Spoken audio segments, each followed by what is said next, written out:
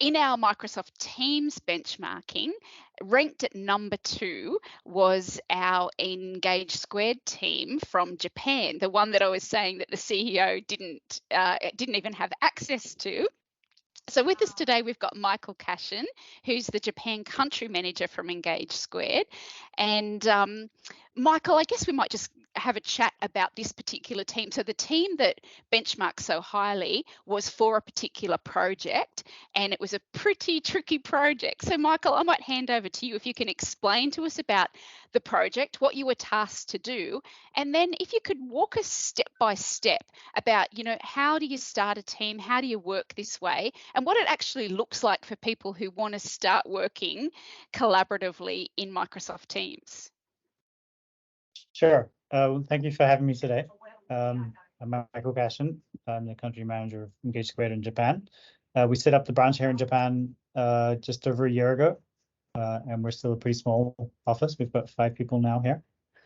So this is actually a project we ran from kind of December last year through March this year. And the project was building a Power Apps app, working in conjunction with another small consulting firm specializing in training. And the app was to manage kind of career development for a large pharmaceutical firm. And obviously we're based in Japan. The customer is a customer in Japan, and they wanted an app in Japanese. And we have some Power Platform skills in the office in Japan, but more kind of the front end, the requirement gathering and that kind of stuff. And then the actual development, we wanted to leverage our development resources overseas. And we ended up working with a developer based in New Zealand, Ryan, to actually build the app. So as I think you've covered in the case study, the app itself, the UI was all in Japanese, and the developer didn't speak Japanese, which made for some fun points. There you go. That's the app. So this is kind of this app then brings up a bunch of different screens. So each of these boxes kind of brings up a screen. So for example, number 1 is like, what are you good at? Number 2 is what's important for you, those kind of things. And then you work through a bunch of questionnaires, and then what are your skills? What are your weaknesses? What do you work on? And you come up with an engagement plan. That's the idea of the app. We didn't define the actual app. We're just building it based on input from the customer. So what we did and how we worked is a guy on my team, Yuta, he was kind of the main contact point, gathering the requirements and making those into user stories. And so we managed that kind of thing using Azure DevOps just as the portal for ticket management.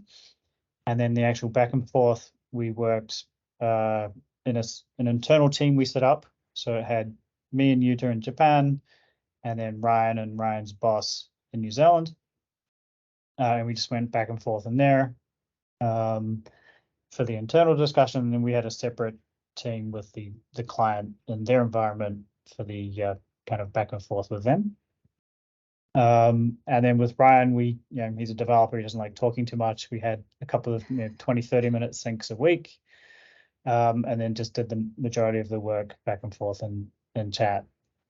And I think there was some comments in the chat, but basically we'd kind of set a new post if there was a specific issue we wanted to talk. We'd file the issue in DevOps just to give it a tracking number, so we were all on the same page. But then rather than going back and forth in there and comments, which is a little bit wieldy because you get an email notification, et cetera, we just do the actual back and forth in Teams with a separate post and then replies.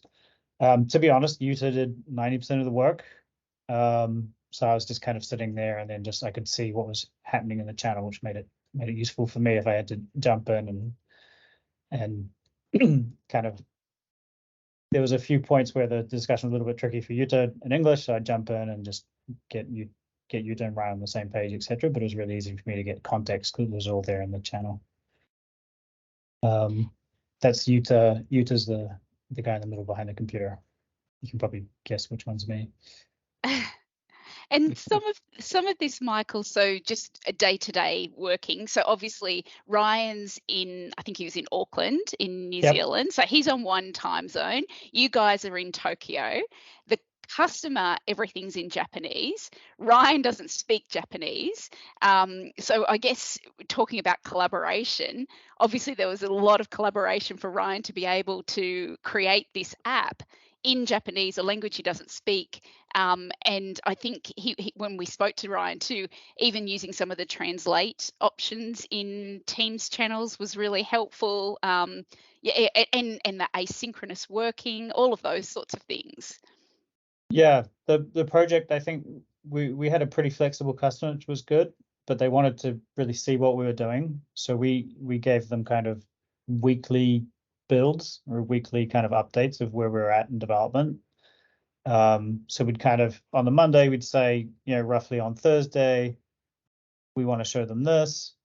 And then, Ryan would give us a build on Wednesday. We kind of check it by close of business, but please fix these comments, and that would get to Ryan on Thursday morning, and he'd start work at 6 a.m. Japan time, which is already kind of 10 a.m. New Zealand time, not too early.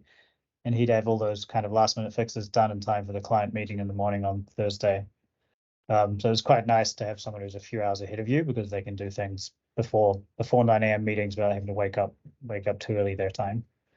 And we just the kind of the small UI points we gave very clear. I mean, we did make an English version of the top page just to help Ryan a little bit. But the actual detailed pages, we just gave him the Japanese and said, put this there, put this there. You did a good job of.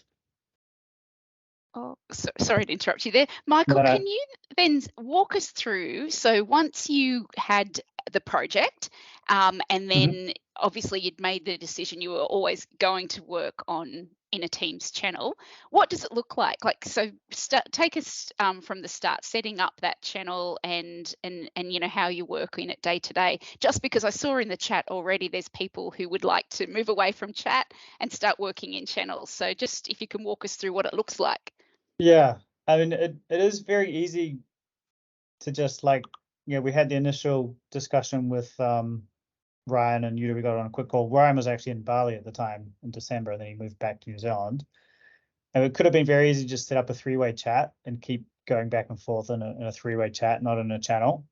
But I think that's not, it's just very easy to then everything goes down. There's no kind of, topic by topic split. So we made the decision, and you just set up the channel, just to set up a channel with the people who need access to it. And there was only 4 of us. And then we kept all the files in there as well. So all the UI mocks and other documents we kept in there. And there was nothing more complex than, once the channel's up, just using the post feature with a clear heading for each topic. And then it was either a list, a topic per bug, or what we need to get done this week. That kind of level of topic, not too granular, but not too, you don't want to have 150 replies in one topic. So. And so obviously your files were shared in that channel and related to those conversations as well. And you said you had bi-weekly meetings as well, all done within the channel. Yep. Yeah, we just had the 20-30 minute sync a couple of times a week, and the rest was just chat back and forth. So Michael, this was for one project, which I think only lasted a couple of months or so, or a few months. What happens now that project's finished? You're not using that channel every day. What do you do with that? What does it look like now? Yeah, I was actually having a look at my Teams. So what I do is, when project is active, I pin the specific channels within that team. So at the moment, I think I have about 15 channels that are active. And then the rest kind of just sit further down, and I just leave them there. I don't even bother archiving them. There's no real need to archive them, as long as you're not, making you scroll too much. Yeah. So that's your way of quietening the noise. Just pin the ones that you're working on day to day. Yeah. Yep. Has anyone got questions for Michael? Because, and I'll share the case study in a moment in the chat as well. It's pretty inspiring, working this way, using a different language, different time zones, that sort of thing. But if anyone's got questions for Michael, even down right to the granular, here we go. Are the client channels private channels? That's a good question. I don't think we actually specifically made it private. We just didn't add anyone else to the team, which is why Stephen and other people couldn't see it. There's no need for it to be private within the company.